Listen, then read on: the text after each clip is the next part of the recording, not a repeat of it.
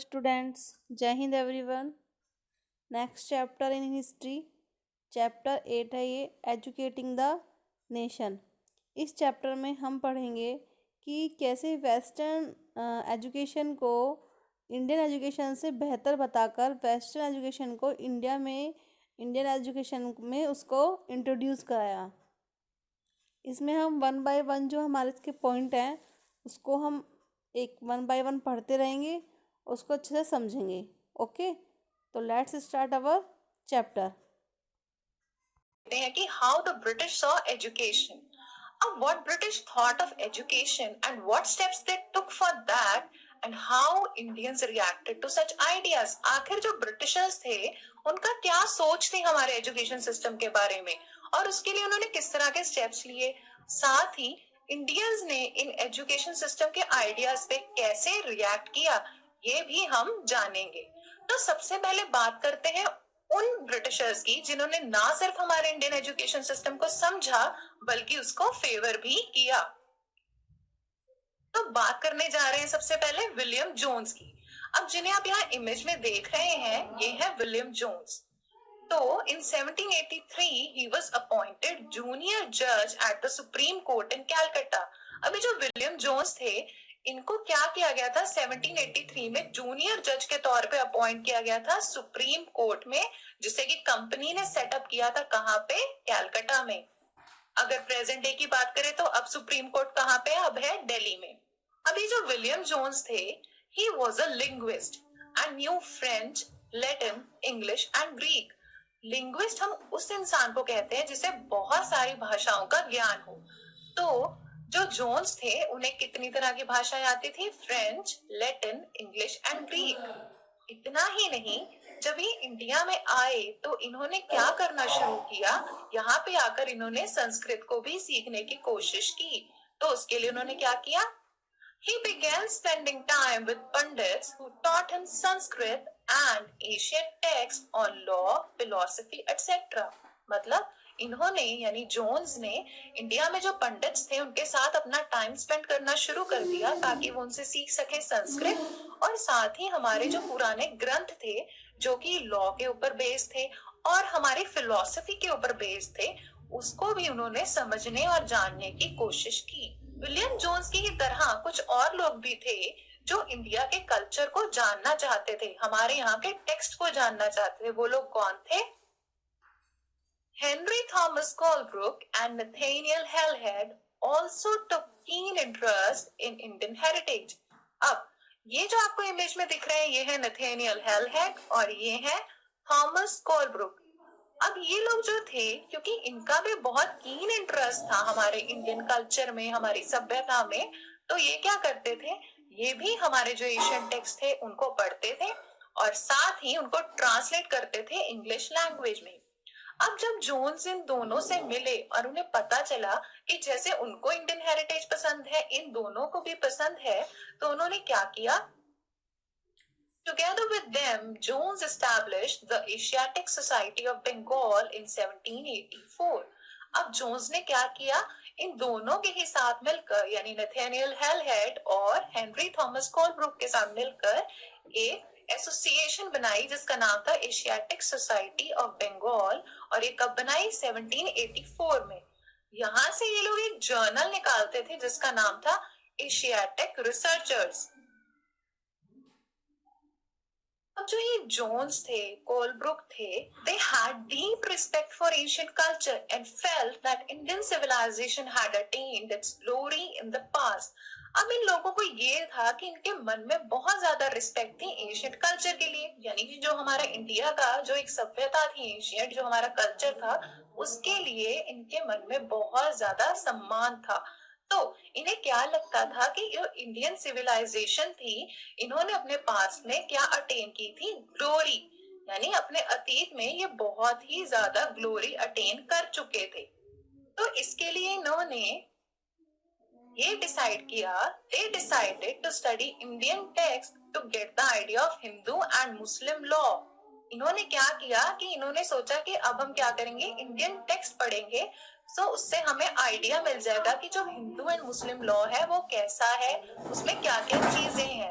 As this would help Britishers administer India well. क्योंकि इससे क्या फायदा होने वाला था, जो ब्रिटिशर्स थे उन्हें समझ में आ जाता कि इंडिया में जो हिंदू लॉज है और मुस्लिम लॉज है वो किस तरह से है, उसमें क्या क्या रूल्स एंड रेगुलेशंस है, और इससे उन्हें फायदा ये मिलता कि वो इंडिया को बहुत ही अच्छे ढंग से एडमिनिस्टर कर सकते थे। Also, it would help Indians rediscover their heritage.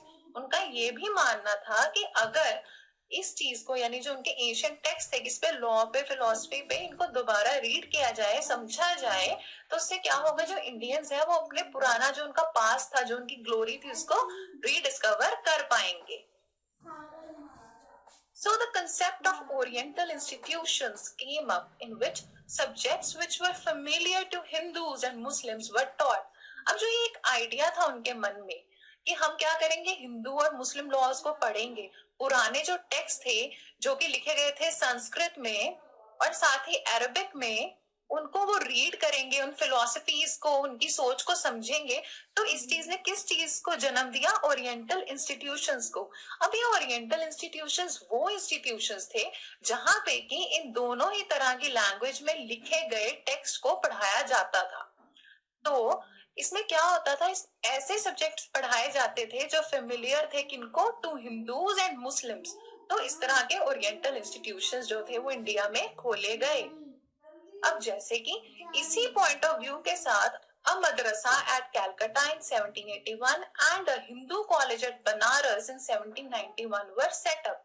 अब इन्होंने क्या किया, ये ओरिएंटल लर्निंग के व्यू को अपने दिमाग में रखते हुए एक मदरसा खोला। कहाँ पे, कैलकटा में। किस ईयर में, 1781 में। अब मदरसा वो एक स्कूल होता है, एक तरह से एक ऐसा एजुकेशनल इंस्टीट्यूट होता है जहाँ पे आपको उर्दू या अरबिक टेक्स्ट को पढ़ाया जाता है। और साथ ही खोला गया हिंदू कॉलेज, कहाँ पे, बनारस में, इन 1791। और इसी बनारस में खुले हिंदू कॉलेज को आज हम किस नाम से जानते हैं, बनारस हिंदू यूनिवर्सिटी के नाम से। अब शुरुआत में many officials supported the idea of oriental learning. ऐसे बहुत से लोग थे जिनको ये ओरिएंटल लर्निंग का जो कंसेप्ट था उन्हें पसंद आया। ऐसे बहुत से ब्रिटिश ऑफिसर्स थे जिन्हें की लगता था कि कोलब्रुक और जोन्स की ये सोच ठीक है कि हमें क्या पता होना चाहिए कि जो इनके लॉज हैं इंडिया के, जो मुस्लिम लॉज और हिंदू लॉज है, हमें समझ होनी चाहिए उनकी, ताकि हम क्या कर पाए, एडमिनिस्ट्रेशन को अच्छे से चला पाए ना, तो उसकी समझ हमें होनी चाहिए। इसलिए बहुत से ऑफिशियल्स जो थे उन्होंने सपोर्ट किया किस चीज को, ओरिएंटल लर्निंग को। But there were some others who strictly opposed it and favored European education system. यानी ऐसे भी बहुत से लोग थे जिनको क्या लगता था कि यूरोपियन एजुकेशन सिस्टम जो है वो बेटर है, और उन्होंने ओरिएंटल लर्निंग को अपोज किया। तो ये कौन लोग थे, इनके बारे में भी जान लेते हैं। सबसे पहले बात करते हैं जेम्स मिल की। अब जो ये जेम्स मिल थे, इनका क्या कहना था कि you should teach that which is practical and useful and not that which pleases the natives. This means उनका ये मानना था कि हमें सिर्फ वही चीजें पढ़ानी चाहिए, वही चीजें टीच करनी चाहिए जो कि ना सिर्फ प्रैक्टिकल हो बल्कि यूजफुल भी साबित हो स्टूडेंट के लिए। उनका मानना था कि हमें ऐसा कुछ नहीं पढ़ाना चाहिए जो सिर्फ इसलिए पढ़ाया जा रहा है ताकि इंडिया के लोग जो हैं उसको पढ़ के खुशी महसूस करें, क्योंकि ये उनके लिखे हुए टेक्स्ट थे। तो इस वजह से उन्हें लगता था कि उन्हें, यानी ब्रिटिशर्स को, क्या करना चाहिए, वेस्टर्न एजुकेशन सिस्टम को लाना चाहिए। इतना ही नहीं, उन्होंने ये भी कहा कि Indians should be made familiar with scientific developments of the west rather than with poetry and sacred text। यानी उनका मानना था कि जो इंडियंस हैं उनको अभी साइंटिफिक डेवलपमेंट्स के बारे में बहुत ज्यादा चीजें नहीं पता है, क्योंकि उन दिनों में जो वेस्टर्न कंट्रीज थे बहुत ज्यादा साइंटिफिकली डेवलप होते जा रहे थे, वहां पे नए नए आविष्कार हो रहे थे, नई मशीनरीज और टेक्नोलॉजीज आ रही थी, जबकि इंडिया में ऐसा कुछ भी नहीं था।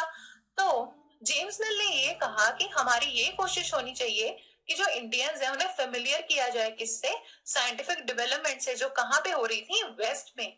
ना कि उन्हें पढ़ाई जानी चाहिए एक नॉर्मल पोएट्री या ऐसा कोई धार्मिक ग्रंथ, क्योंकि आज की जरूरत क्या थी कि उन्हें पता होना चाहिए साइंस एंड टेक्नोलॉजी के बारे में। इतना ही नहीं, इन्होंने तो ये तक कहा कि जो ईस्टर्न लिटरेचर था वो क्या है, वो है बहुत ही नॉन लिटरेचर, उनका मानना था कि ईस्टर्न लिटरेचर में ऐसा कुछ भी नहीं है जो सीरियस है और स्टडी करने के लायक है। इन्हीं की तरह एक और इंसान थे जो क्रिटिसाइज करते थे ईस्टर्न लिटरेचर को। वो कौन थे? वो थे थॉमस वेबिंगटन मैकॉले। अब जिन्हें आप यहाँ इमेज में देख रहे हैं, ये हैं थॉमस वेबिंगटन मैकॉले।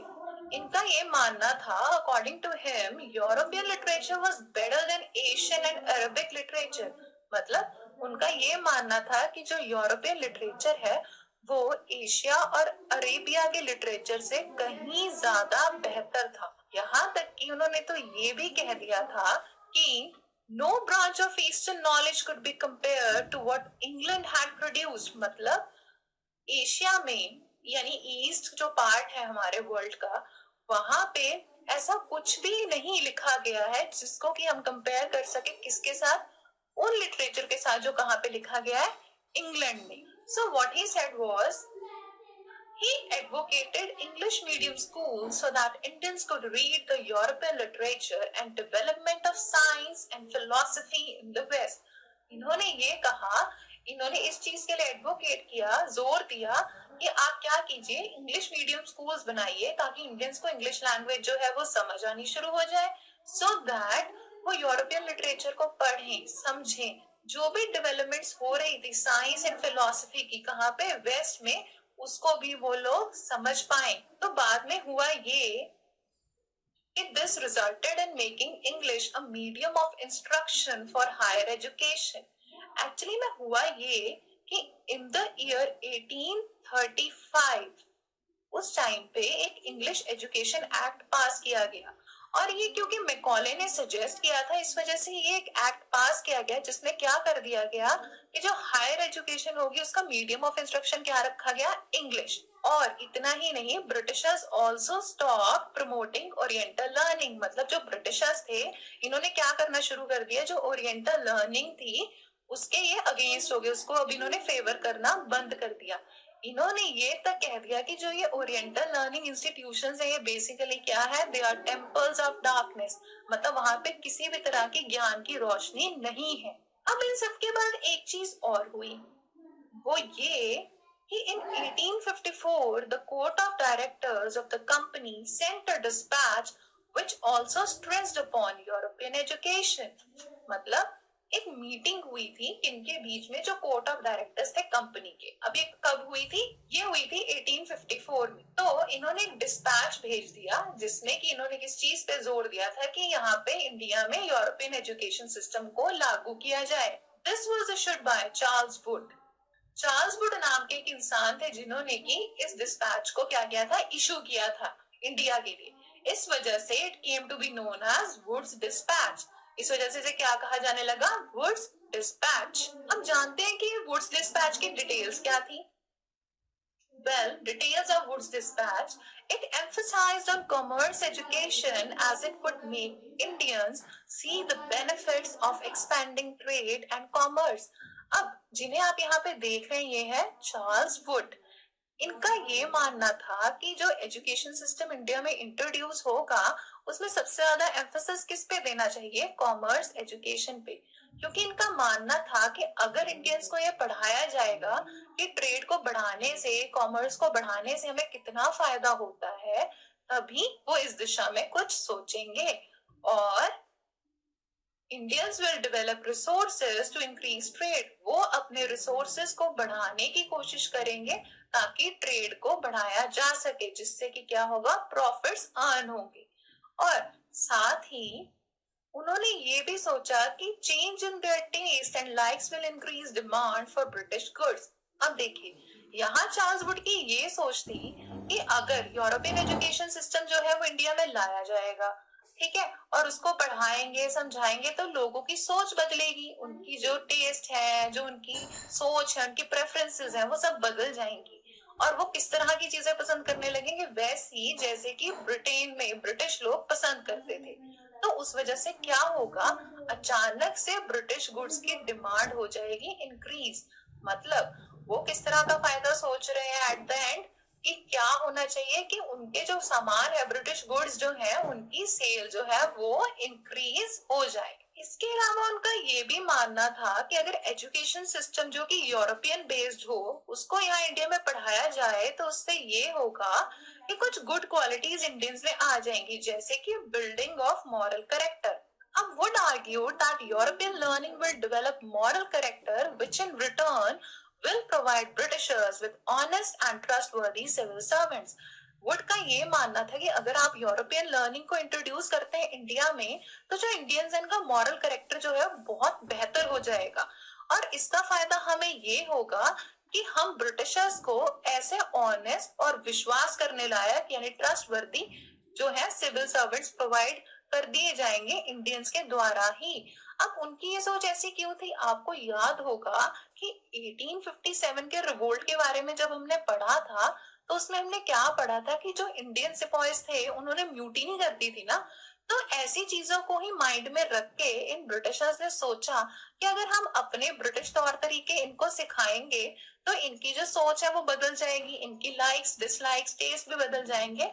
तो इन रिटर्न होगा ये कि ये ऑनेस्ट बन जाएंगे हमारे लिए और हमें विश्वास करने लायक अपने लिए सिविल सर्वेंट्स मिल जाएंगे. सो नाउ वी नो कि ब्रिटिशर्स हमारे एजुकेशन सिस्टम के बारे में क्या सोचते थे, और साथ ही हमें ये भी पता चल चुका है कि उन्होंने यहाँ पर कैसे चेंजेस लाने की कोशिश की.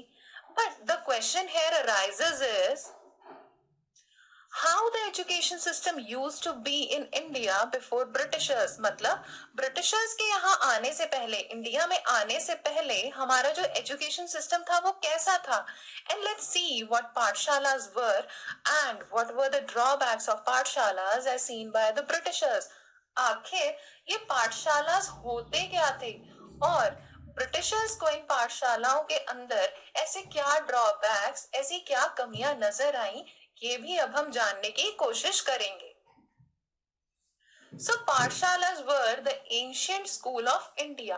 अभी जो पाठशालास होती थी क्या होती थी? पुराने समय में जो स्कूल होते थे जहां पे कि बच्चे पढ़ने जाते थे उसे कहा जाता था पाठशाला. एंड हाउ पाठशाला is related with the report of William Adam. अब ये जो पाठशाला शब्द है जिसके बारे में आप समझ चुके हैं कि ये एंशिएंट टाइम के स्कूल्स होते थे, इनका विलियम एडम की रिपोर्ट के साथ क्या रिलेशन था. और उससे भी पहले क्वेश्चन ये अराइज होता है कि आखिर ये विलियम एडम थे कौन. वेल ये एक स्कॉटिश मिशनरी थे और 1830 में इनको ये ड्यूटी अपॉइंट की. किसने? ईस्ट इंडिया कंपनी ने, यानी ब्रिटिशर्स ने. उन्होंने क्या कहा कि आप एक रिपोर्ट तैयार कीजिए पाठशाला के ऊपर ताकि हम समझ सकें कि उनकी वर्किंग क्या है, वहां पे क्या सिस्टम फॉलो किया जाता है. So what did the report of William Adam says? Well जो रिपोर्ट थी विलियम एडम ने तैयार की उसमें सबसे पहले जो बात निकल के आई वो ये थी कि Adam reported there were over 1 lakh pathshalas in Bihar and Bengal. मतलब अकेले बिहार और बंगाल में ही कम से कम 1 लाख पाठशाला थी. अब जो आप ये इमेज में देख रहे हैं ये एक पाठशाला दिखाई गई है. इसमें अगर आप ध्यान से देखें तो आपको क्या दिखाया गया है कि एक विलेज सीन है जिसमें कुछ बच्चे हैं जो स्टडी कर रहे हैं और ये उनके गुरु यानी टीचर हैं जो उनको टीच कर रहे हैं. So पाठशालास were either set up by wealthy people or local community or gurus. तो जो रिपोर्ट तैयार की गई थी विलियम एडम की द्वारा, उन्होंने कहा कि पाठशाला बेसिकली कौन बनाता था, जो ये स्कूल्स होते थे इनको सेटअप किसने किया था? या तो जो रिच पीपल थे, वेल्दी पीपल थे उन्होंने, या फिर जो लोकल कम्युनिटी थी, जैसे आसपास के जो लोग थे उन्होंने इकट्ठा करके जैसे कुछ फंड्स तैयार किए हो जिससे कि बाद में ये पाठशाला को बनाया जाता था. या फिर जो गुरुज होते थे यानी टीचर्स होते थे वो खुद ही सेटअप करते थे पाठशालास को. एंड नॉट ओनली दिस, एक बात जो निकल के आई इस रिपोर्ट में वो ये थी कि दो ईच पाठशाला है 20 students but total number of children taught in them were 20 lakh. This means कि अगर हम एक पाठशाला की बात करें तो जनरली उसमें आपको कितने बच्चे मिलेंगे? 20. लेकिन अगर हम सारी पाठशाला यानी वो जो 1 लाख पाठशाला उन्होंने देखी थी, अगर उन सबके स्टूडेंट्स को हम टोटल अप कर दें तो करीब 20 लाख स्टूडेंट्स थे जो इन पाठशालास में स्टडी कर रहे थे. सो अब इन पाठशालास में उन्होंने क्या खास बात देखी, ऐसे क्या फीचर्स देखे जो कि उन्हें अलग नजर आए पाठशालास में? वो ये थे कि they were the schools with flexible education system. मतलब ये ऐसे स्कूल्स थे जहां पे क्या था, फ्लेक्सिबल एजुकेशन सिस्टम था। फ्लेक्सिबल एजुकेशन सिस्टम से हमारा ये मतलब है कि वहां पे कोई फिक्स्ड सिस्टम नहीं था एजुकेशन का। हर पाठशाला में अपना अलग तरीका होता था पढ़ाने का, और वो अलग सब्जेक्ट्स होते थे जिन्हें टीच किया जाता था। सेकेंड चीज जो उन्होंने नोटिस की वो ये थी कि there were no blackboards, furniture और बिल्डिंग। यानी जो पाठशाला थी उनमें नॉर्मल स्कूल्स के जैसे ना तो कोई ब्लैक बोर्ड था, ना फर्नीचर था, और ना ही बिल्डिंग थी। Classes were held under a tree, in a temple, etc. अब यहाँ पे जैसे कि हमने पहले डिस्कस किया कि कोई बिल्डिंग ही नहीं होती थी, तो क्लासेस जो होती थी वो कहाँ पे होती थी? या तो वो किसी पेड़ के नीचे होती थी या फिर किसी मंदिर में होती थी। इसके अलावा ये भी हो सकता है कि जो गुरु होते थे उनके घर पे भी कई बार क्लासेस लोग अटेंड कर रहे होते थे, तो जो पाठशाला होती थी वो गुरु के घर पे भी हो सकती थी। And no annual examinations were there. अब आप में से बहुत से बच्चों अब आप में से बहुत से बच्चों ने हाल ही में अपने एनुअल एग्जामिनेशंस दिए होंगे और वो नई क्लास में प्रमोट हुए होंगे। लेकिन जब हम पाठशाला की बात कर रहे हैं तो वहां पे कोई एनुअल एग्जामिनेशंस का सिस्टम था ही नहीं। Moreover, there were no separate classrooms.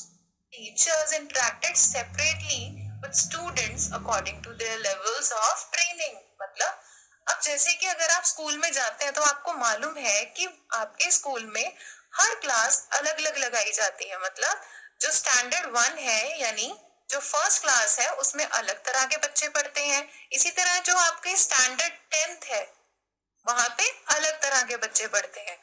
लेकिन अगर पाठशाला की बात करें तो वहां पे ऐसा नहीं था। वहां पे एक ही जगह पे फर्स्ट स्टैंडर्ड का स्टूडेंट भी बैठा होता था और 10th स्टैंडर्ड का स्टूडेंट भी बैठा होता था। हम ये जो स्टैंडर्ड्स की एग्जांपल ले रहे हैं इसे आप सिर्फ एक सपोज करके चलें, ये कोई एग्जैक्ट इंफॉर्मेशन नहीं है। तो वहां पे जो टीचर होते थे यानी गुरु होते थे उनका इंटरेक्ट करने का तरीका ये होता था कि एक ही क्लास में वो अलग अलग लेवल के बच्चों के साथ उनकी लर्निंग एबिलिटी के अकॉर्डिंगली डील किया करते थे। मतलब उन्हें पता होता था कि फर्स्ट स्टैंडर्ड के बच्चे को कैसे पढ़ाना है, उससे क्या क्वेश्चंस पूछे जाने हैं, और 10th स्टैंडर्ड के बच्चे को कैसे पढ़ाना है, उससे क्या क्वेश्चंस पूछे जाएंगे। तो ये दोनों ही तरह के बच्चे एक ही जगह पे बैठ के पढ़ रहे होते हैं।